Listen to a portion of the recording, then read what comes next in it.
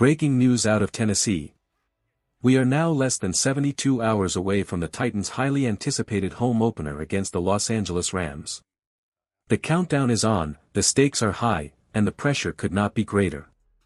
Will the Titans bounce back after a frustrating start, or will the Rams march into Nashville and spoil the party?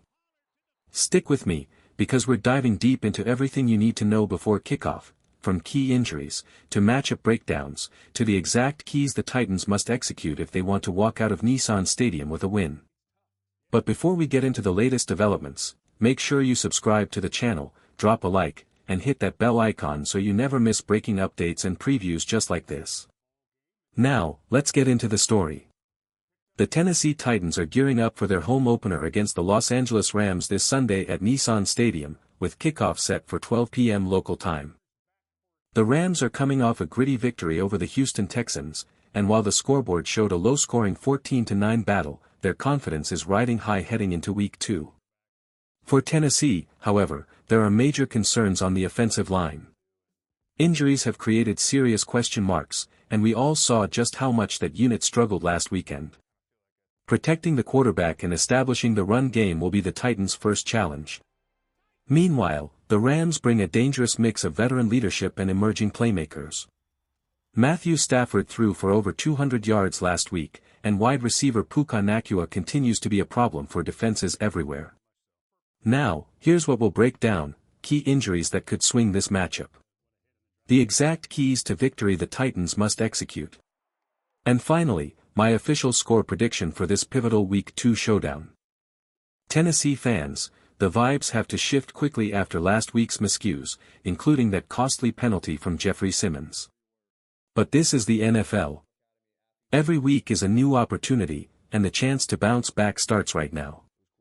The Rams may not sit at the very top of the league rankings, but don't let that fool you. This is a dangerous football team. Their passing attack, led by veteran quarterback Matthew Stafford, remains one of the sharpest in the NFL. At 36 years old, Stafford continues to prove why he's among the league's most reliable signal callers. Last week, he threw for 245 yards, completed over 72% of his passes, and posted a quarterback rating north of 100. That's elite efficiency, and it shows he still has plenty left in the tank. But the real storyline here is his favorite target, Puka Nacua. In just a short time, Nacua has gone from a rookie surprise to a legitimate star, maybe even cracking into the league's top 10 receivers. 10 catches, 130 yards, averaging 13 yards per reception, and the scary part: he didn't even need a touchdown to take over the game. For Tennessee, slowing down Nacua will be priority number one. That puts the spotlight squarely on the Titans' secondary. Can Roger McCreary rise to the occasion? Will Jarius Sneed prove he can lock down one of the hottest receivers in football? The margin for error is razor thin. Because while Nacua draws attention, the Rams still have Karen Williams pounding the rock in the backfield, a running back who can punish defenses if they key in too much on the pass. The tight end spot might be the only area where Los Angeles looks a bit thin, but make no mistake, this offense is loaded with playmakers. Containing Stafford, limiting Nacua's impact, and bottling up Williams will take one of the Titans' best defensive performances of the season. And here's an interesting wrinkle: Titans head coach Brian Callahan knows Stafford well. Back in his Detroit Lions days, Callahan worked closely with him and once described him as the quintessential quarterback, tough, talented, and respected by every teammate in the locker room. That familiarity could give Tennessee an edge in preparing for one of the NFL's most seasoned veterans. One of the biggest storylines for Tennessee this season is the development of quarterback Cam Ward. Head coach Brian Callahan has built a reputation across the NFL as a quarterback whisperer, having worked with legends like Peyton Manning, Matthew Stafford, and Joe Burrow. Now, his challenge is to mold Ward into the next breakout star. That process starts now. But while the focus is on Ward's growth, the Titans can't ignore what's coming from the other side of the field, the Rams' defense. They just held Houston to 9 total points in Week 1, ranking among the best units in the league after the opening weekend. They allowed only 265 yards of offense, and the way their front seven attacked the line of scrimmage was nothing short of relentless. The names speak for themselves: Jarrett Verse, emerging as one of the league's most explosive young edge rushers. Braden Fisk crashing the interior. Linebackers like Troy Reeder and Nate Landman flying around the field. And in the secondary, guys like Cameron Curl bringing that physical, swarming style of play. This is a defense built to suffocate quarterbacks, and Ward is going to be tested early and often. Last week against Denver, Ward struggled, completing just 12 of 28 passes for 112 yards. Those numbers can't happen again. The Titans' defense gave him every chance to win that game with turnovers and stops, but the offense couldn't finish the job. Now, with the home opener at Nissan Stadium and a fired-up crowd behind him, Ward has the opportunity to bounce back in a big way. It's never easy for a young quarterback to settle in under pressure, but this is exactly the type of game that can set the tone for his entire season. Everyone knows he has to be better, and Ward knows it too. Confidence, resilience, and execution, those three things will define how this matchup plays out. Now, let's talk about one of the biggest concerns heading into Sunday, injuries. The Titans are already walking a fine line with depth, and this week's report only adds to the tension. On Thursday, key names were either limited or completely absent from practice. Among them, Quandre Diggs, Arden Key, L'Jarius Sneed, Khalil Mullings, and Tondre Sweat. And while some of those players are still working through minor issues, a couple of injuries stand out as potentially game-changing. The first is J.C. Lom. He's already ruled himself out for Sunday's matchup after re-aggravating a hip injury that's been bothering him since the offseason. It's a major blow considering how shaky the offensive line already looked in Week 1. Without him, the Titans lose both experience and stability in the trenches, two things you simply can't afford against a Rams defense that thrives on pressure.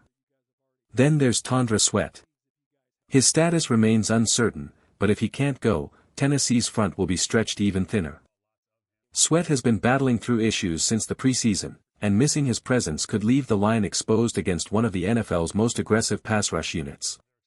For a team already searching for consistency, losing these kinds of players is the last thing Tennessee needed. And if the offensive line isn't at full strength, it puts even more pressure on Cam Ward, not only to be decisive with the football but to avoid becoming a target for a defense that lives off disruption.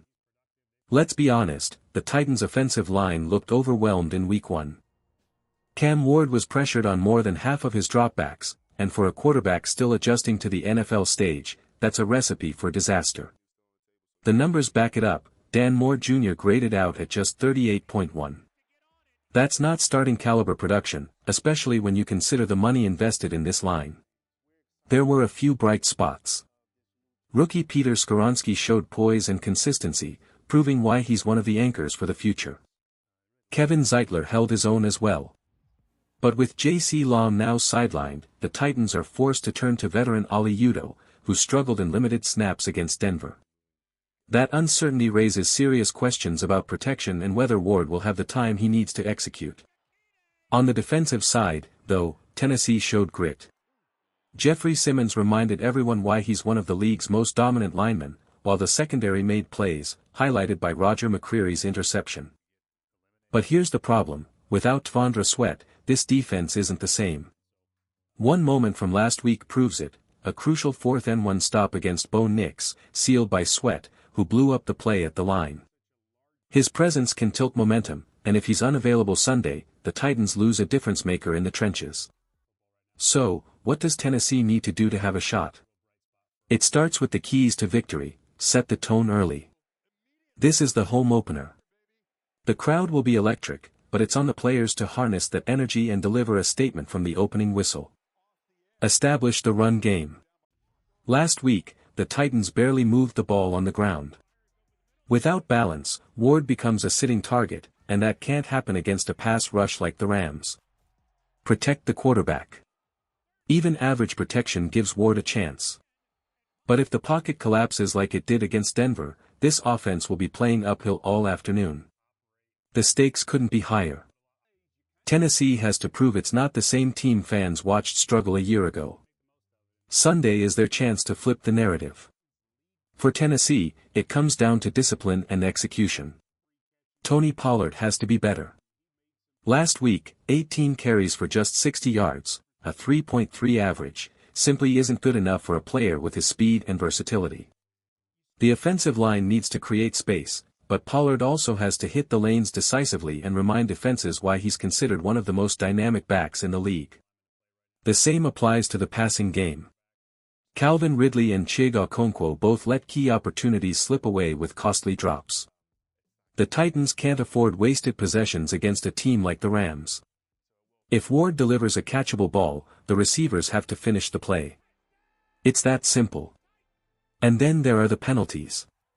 13 flags for 131 yards in Week 1. Think about that, nearly as many penalty yards as total offensive yards. That's not just sloppy, that's self-destruction. Eliminating those mistakes has to start with the veterans, the captains, and the coaching staff. If Tennessee doesn't clean that up, no amount of talent will save them. But here's the flip side, when this team plays clean football, they can beat anyone. The defense showed its potential, and if Tvondra Sweat is healthy enough to line up alongside Jeffery Simmons, the Titans front can set the tone for the entire game. So here's the call, I believe an upset is brewing in Nashville. Behind a fired-up home crowd, a swarming defense, and just enough offensive rhythm, I've got the Titans taking down the Rams, 27-20. This game won't be easy, and the offensive line will still have its struggles. But if Tennessee limits mistakes and capitalizes on opportunities, the path to victory is there.